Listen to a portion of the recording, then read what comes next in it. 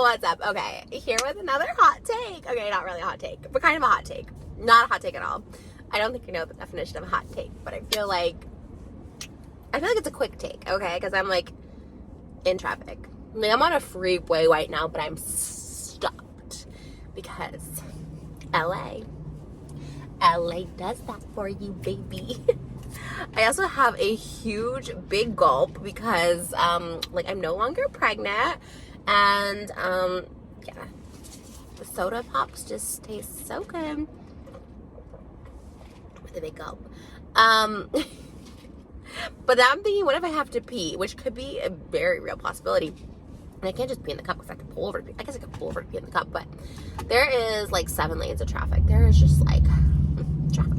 Okay, but I'm like sitting here thinking, when I'm in the car by myself, I love to think. I love to not think. You know what I'm saying? Like, I don't think about anything like happening in my life. I just like to think about stuff. Okay, so what I'm thinking about, and I've been obsessively thinking about, okay, White Lotus. My husband got me this White Lotus like kind of Kabbalah bracelet thing for Christmas. I'm obsessed with it. You're supposed to wear it until it falls off, so I've been wearing it. I wore it in the shower, so it's kind of like bent. It kind of like doesn't look as good as it used to, but that's neither here nor there. Okay, so that's good. I recently finished a show called The Cleaning Lady. While White Lotus was on, simultaneously I was watching The Cleaning Lady, which is like on FX. Has anyone else watched this show but me? Obviously, it's a popular show because that's the second season. I only watched the second season. I didn't watch the first season, and I'll tell you why it's in second. But obviously, it had 2 seasons, and they're setting it up for a 3rd season. So people are watching it. It's a good show. I did a whole ASMR about it. Love it. And then, like, simultaneously, I was watching White Lotus, which is, like, the biggest show right now, right? Or last year, I guess, and the year before. I love White Lotus. I, like, love. You guys know, like, when I like something, I have to obsess over it. Like, I'm obsessed. We get it. My Chemical Romance, Stunning Husband, White Lotus. Okay, we get that, right? So I'm just thinking here. I was like thinking about The Cleaning Lady, and I was thinking, like, oh man. Okay, if you haven't seen The Cleaning Lady season 2, there's gonna be spoilers, but whatever. Okay.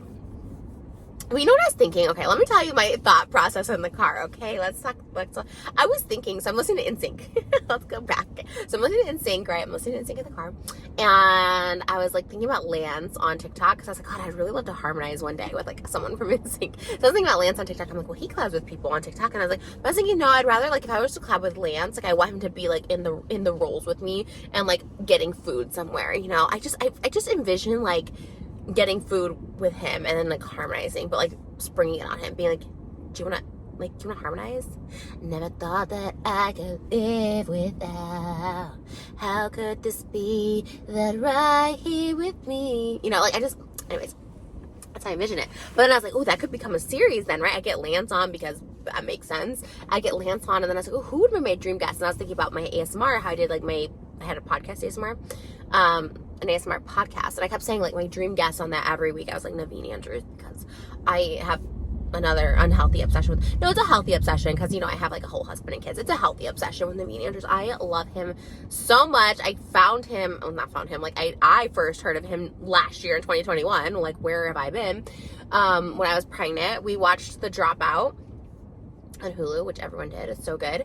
And I really like loved him, I guess, as an actor. I really loved his character. So because I love the character so much, like, which is a real person, which I don't know why I like the character, because the character is kind of like, he's kind of like scandalous, but he played him so well. And I was like, I kind of love this actor. Like, who's this actor, you know? And I swear I like never, I'm really trying to think now, never saw him in anything except for Quentin Tarantino's Planet Terror, which I didn't even remember. Like, I remembered him in there once I saw it, and I was like, oh yeah, like I remember, but where's Robert Rodriguez's Planet Terror? Part of Quentin Tarantino's Grindhouse. I just stopped doing this, so I have to pee soon. So, anyways, back to the podcast ASMR. I always wanted him to, he was like my dream guest because his voice is so nice. Like, his speaking voice, he's like British. And it kind of reminds me of like the late great Alan Rickman. Like, it has that like very like, you know, Alan Rickman played Professor Snape, you know, all that stuff. It has that same kind of tone and that deepness and that richness, and it's just like very, very concentrated, and yes, I suppose that would be right, wouldn't it? Like, very refined, very reformed, all of that. So I was like, oh god, it'd be so cool. But I was like, what if Naveen Andrews? And I was thinking about him in The Cleaning Lady, and I was like, what if he'd want it? Because I had a Lost podcast last year too, and like my dream guest on the Lost podcast was Naveen Andrews, and like that didn't work out either. So I just, you know, I'm going all these routes. I did a whole Once Upon a Time in Wonderland ASMR. Like, I've gone so many routes, okay? He was so good in this film called Bride and Prejudice, which is like one of the reasons I wanted to start a Bollywood film. It's not like a full-on Bollywood film, but it has like Bollywood aspects to it, kind of like Cheetah Girls in India. So I was like, that was like another reason I was like, I want to do a Bollywood film, and then I want him to like be in it. I want him and Trisha Krishnan, I think I'm saying her name right. She is a really good actress over in Bollywood, and her name, she spells her name like mine, like Trisha, because I know this because every time I type Trisha, like it comes up to like Trisha Krishna, Trisha Yearwood, and Trisha Paytas. So I was like, okay, cool, good company. So maybe I'll have Trisha Yearwood in the Bollywood film too. I don't know. So anyways, I was thinking, oh, that'd be cool if like we could do a Rolls Royce mukbang. I love Naveen Anders. I have so many questions for him. I don't know what it is. I don't know.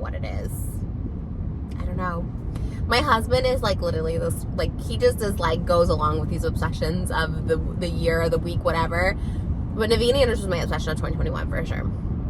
So then I was thinking about White Lotus season 3, and why was I thinking about this? Oh, I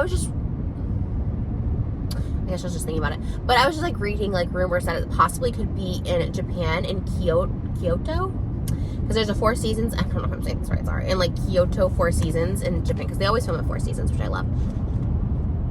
We got married at a 4 season. There's a 4 seasons like literally 5 minutes from our house. So if you guys, you know, if White Lotus wants to come shoot at our 4 seasons, that'd be so cool. But I heard they might do Kyoto because Mike White, the creator, was like, I really want to make it work in Japan, which would be so cool.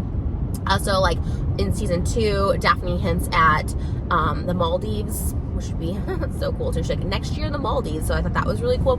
So yeah, all that to say, then I was like, oh, it'd be cool for Japan, because Mike White's like, yeah, I really want to make it in Japan. So then I was like, oh, that's cool, because I think the actor who played Ethan, was that his name?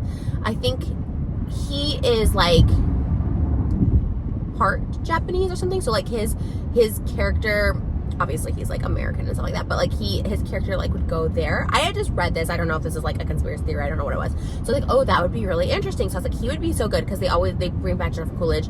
Supposedly Connie Britton was supposed to come back. She was in season 1. She played like the mom in season 1. Really cool. I love the idea of the hotel like spa manager. The one that Jennifer Coolidge's character, Tanya, was supposed to like, you know, open a spa up with and then just pulled out last minute. I think it would be so great if like that character came back and she like got Tanya's money at the end of it. Like, I don't know, somehow from Greg. Now, also what's really cool, okay, we're picking up now. What's also really cool is, what's really cool? I was gonna say something. I don't know. Okay, I lost my train of thought there, but I like that they always bring the characters back, so I thought that would be really cool if like he came back, because I thought his character was interesting, but like didn't get enough like time. Okay, am I gonna sneeze? No. Yes, no. So I thought it'd be cool if like the spa manager came back, somehow got Tanya's money, like maybe Tanya left it in the will because she like suspected Greg to be like a gold digger or something. Oh, also like Mike White said at the end of season 2 that like it's gonna center around like death, which is like kind of interesting, but like if any show could pull that off, it's White Lotus for sure, because I don't really love like true crime, although I did love Chippendales on Hulu. Okay, maybe I do, I don't know, but I thought that was really interesting in the way that he would like, because that means there's more than one death, right? So far in every season of White Lotus, there's only been one death at the end. It's always kind of like shocking and kind of somewhat funny, right? So I thought, oh my god, that's gonna be amazing. And the fact that it has to do with like spirituality and like Eastern culture, I think that's like, oh, I'm so excited. Like, I'm really excited. Like, this is like everything that I've been loving the past like couple of years of my life. I really went through like this like spiritual journey, this enlightenment. So I'm like really excited about that. I thought that would be like so cool. I love the idea that it would be based in like Japan, because that's like so different. I just love that idea, right? Like, because Italy was cool. It was really cool to see Italy. Like, I never want to go to Italy my whole life, and then when I saw like White Lotus, and then there was another show called From Scratch on Netflix, I was like, oh, I want to go to Italy. Yeah, okay. And the Kardashians. Never had an urge to go there. Now I'm like obsessed with going to Italy. So that Japan would be really cool. And then I was thinking like, okay, who would be the cast? Now, first and foremost, Lindsay Lohan. Oh my god. Lindsay Lohan did this photo shoot with some magazine. I don't know if it was like Paper Magazine, like something, maybe Vulture, I don't know. It literally was so breathtaking. She was like Tanya's sister in this. She had like these gorgeous outfits, like just so stunning. And I was just like, Lindsay Lohan needs to be in White Lotus. Oh my god. She would have been good at any of the characters, but she would have been like such a good Daphne in like season 2. Like, she would be so good. She would be such a good Tanya. She'd be so good at like all the characters. love Lindsay Lohan. And like she kind of made her comeback with Flying for Christmas. And even though that movie was cheesy as hell and like the script like wasn't great and like whatever, it was so good. It was like my favorite holiday movie. It was my favorite thing the whole holiday. I did a whole cosplay as her. I was like obsessed with it. And I was like, Lindsay's back. Lindsay is actually a queen. Like, you know what? She became iconic, right? She kind of was, like, in my teenage years, like, you couldn't tell me anything. Like, I was kind of like the Hillary Duff stan. But now, like, looking back and, like, whatever, I was kind of like, Lindsay was kind of, like, the MVP, right? She totally was. She put up with a lot of crap. She went through a lot of crap. And she came out being, like, kind of everything. So, love Lindsay Lohan. Would absolutely, like, gag for her in White Lotus Season 3. Then, of course, I'm thinking, like, Naveen Andrews. Naveen Andrews is, like, he is a TV superstar. I feel like he hasn't like translated onto film. I love his films. I love like Pride and Prejudice. I love that he did this one called Diana that he was like so good in. Like I think he's really good on film and movies, but I don't think he's had like his breakout movie, right? But he's like to me it's like as far as like TV stars go, like he's just like the best. Like he is TV star to me. Like so I was thinking he would be so good in the White Lotus, right? Oh my god, he would just like crush it because he's so due for like a good TV show. Like Dropout totally sent him there, but I feel like if you like he's playing a real character, a real person, so you can only do so much with that. But if they were like wrote a character for him for White Lotus, oh my god, he would crush it. He would crush because he was so good. Like every character he plays, he's so good. When he played Jafar in Once Upon a Time in Wonderland, I was like, yes. When he played Saeed, of course, in Lost, which is like I think literally it's the best TV show of all time, and I feel like Saeed is like one of the best TV characters ever. Like so freaking good at it. Crushed. Like I think he'd be so good, especially with like his voice and stuff like that. I could just see him as like the hotel manager or something. Oh my god, I would gag. I was like, okay, Naveen Andrews. I mean, he could totally be a guest too.